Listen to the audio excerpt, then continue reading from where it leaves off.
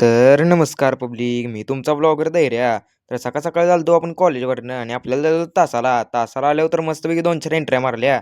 सम्यापाशी आणि पजापाशी येऊन जरा बसलो. बसल्यावर तर काय भाऊ तोंडच दाखवत नाही कॅमेरा बघितल्यावर. काय भानगड आहे ते अजूनपर्यंत काय कळले नाही.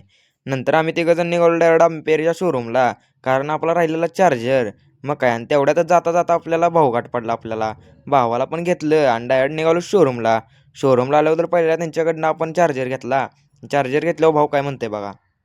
आज तिसरं काळीच कॅमेरा आहे मागे.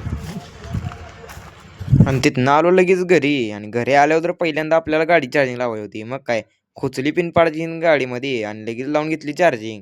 आणि तिथनं आमचं नियोजन ठरलं डायरेक्ट गोंधळायला जायचं, कारण आज होती कोजागिरी पौर्णिमा. मग काय बाकी तर कोण नव्हतं, कारण सगळी गेली तुळजापूरला. मग काय आम्ही 6 जण डायरेक्ट निघालो गोंधळ्याला. पहिल्यांदा तर पोचलो आपण मसवडमध्ये. मसवडमध्ये पोचल्यावर तर पहिल्यांदा आपण हार आणि नारळ घेतला आणि निघालो डायरेक्ट आतमध्ये. मग आत तर आलतो, पण कोजागिरी पौर्णिमेमुळे थोडी गर्दीच होती.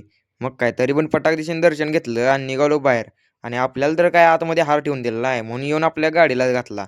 आणि तिथनं मग बसलो सगळी आणि निघालो डायरेक्ट आपल्या गोंधळ्याला. मग काय फायनली पोचलो गोंधळ्यात आणि गोंधळ्यात आल्यावर तर आपण पहिल्यांदा गाडी पार्किंग करून घेतली. जिथं जागा दिसेल, जिथं दुकान बंद दिसेल तिथं गाडी लावून घ्यायची भावानो. काय लय टेन्शन घ्यायचं नाही.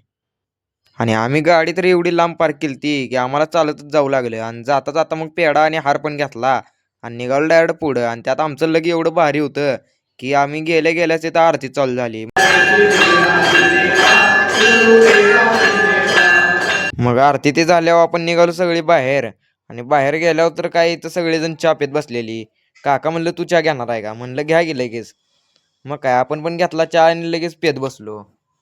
आणि तिथलं सगळं झाल्यावर निघालो गाडीकडं आणि गाडी तर काय आम्ही लयच लांब पार्क केली आणि तेवढ्याच आम्हाला गाडी दिसली. मग काय जाऊन लगेच बसलो गाडीत आणि निघालो सांगोलला.